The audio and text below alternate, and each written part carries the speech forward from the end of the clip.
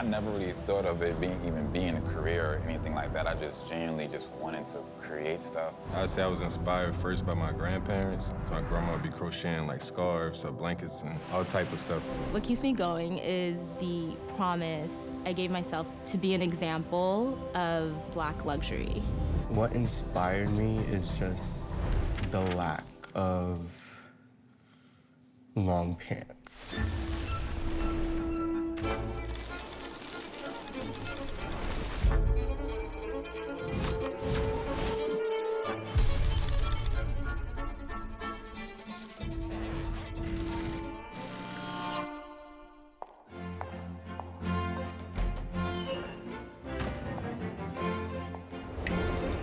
The showroom I worked with in order to get into retailers told me that it would be more difficult for me to be picked up if they knew that I was a Black-owned brand or if I presented myself as too urban. Safe to say I left that showroom, and I think that's another part of, like, you know, just your story, like learning to find your voice and stand tall in that space.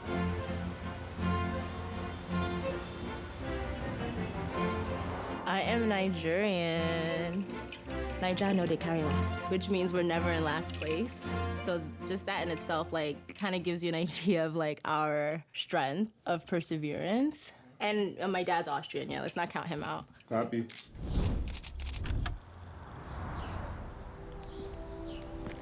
Coming up in Richmond, Virginia at the time, creating your own clothes, you know, was considered too feminine. You know, a lot of people didn't understand. So I learned how to sew through my father. For him, like, he used to, you know, sew his work pants to fit better. Like, it wasn't creativity. It wasn't like, I mean, I guess, like, you can say it was creative, but, like, at the same time, it was like, it was more just structured to tailor to fit for his job. And that's kind of where I sat and learned how to do it.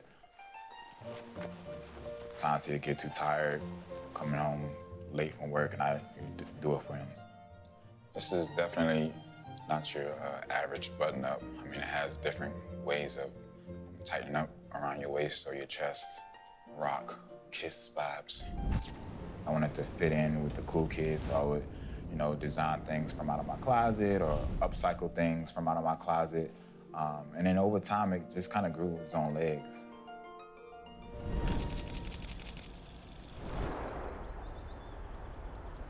Everything started back in my hometown in New Orleans. Grandmother, after school, she'll bring me to, like, thrift stores and stuff. And at first I thought it was, like, boring. I used to stay in the car, and eventually I started going in, finding cool pieces of cool jeans that I thought, like, I could use as a base. Made some pants that I really wanted. And I pretty much started wearing the stuff that I was making. Everyone would be like, where you get that? I want some. Can I buy them off for you? What size are those? And that's pretty much how, like, my making clothes journey started. We moved around a lot. It was literally just me and my mom. We landed in Brooklyn because that's where her sister was. I didn't really expect to be here that long, and I would ask her, when are we leaving? Because it was very hard for me to make friends, just having, you know, an accent and just feeling out of place. The only way that I saw myself bridging that gap was, like, through my style and in the pieces that I would wear, regardless of it being from, like, Goodwill. Having, like, a sense of style gave me confidence, especially as being an only child and not being from here and not feeling like you fit in anywhere. Getting that acceptance for what you're doing or what you have on, I just really wanted more of that.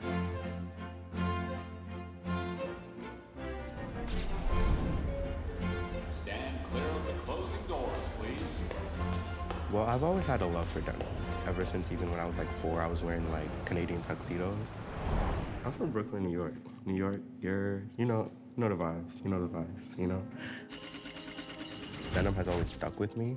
What kind of invited me into, like, distressing it and, like, making it what it is now, I just love otherworldly things, and I feel like in the world you normally see a lot of clothes with, like, you know, perfect seams, perfect lines, and I was like, you know, everything can't be perfect, and even if it isn't perfect, it's still beautiful.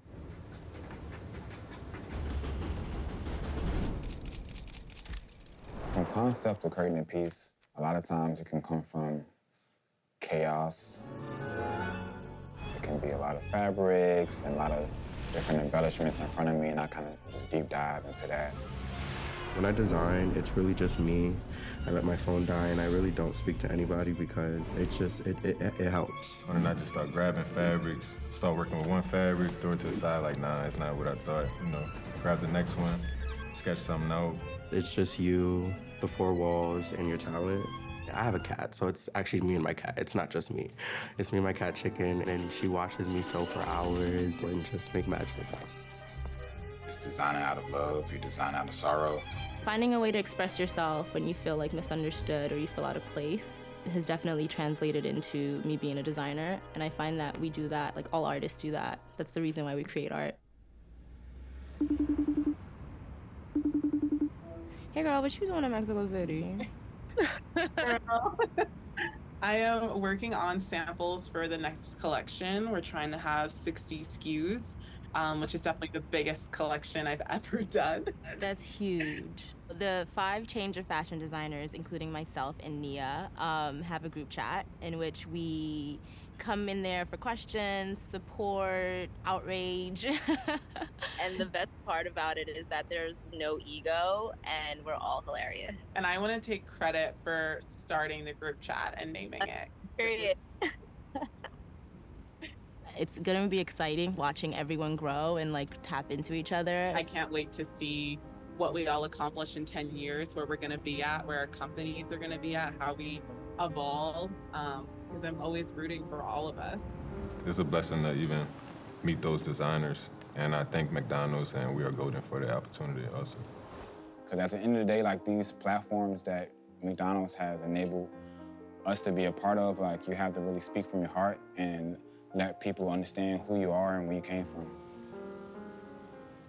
The fact that we are so underrepresented, especially in the fashion industry, when most of our ideas are being used right now on runways. You know, they take from us and they put it out there and they don't even give us the credits. Don't be afraid to pull out of things that aren't serving you. Know your power. Your power is in your talent. Find the team and the community that's going to support you along the way, because it's nearly impossible to do it by yourself. The fashion family is definitely like stylists, other designers, photographers, models. They definitely want to be involved, want to see a brand grow, because if the brand grows, then everyone else around it grows. Got a great therapist and a great accountant and a good lawyer.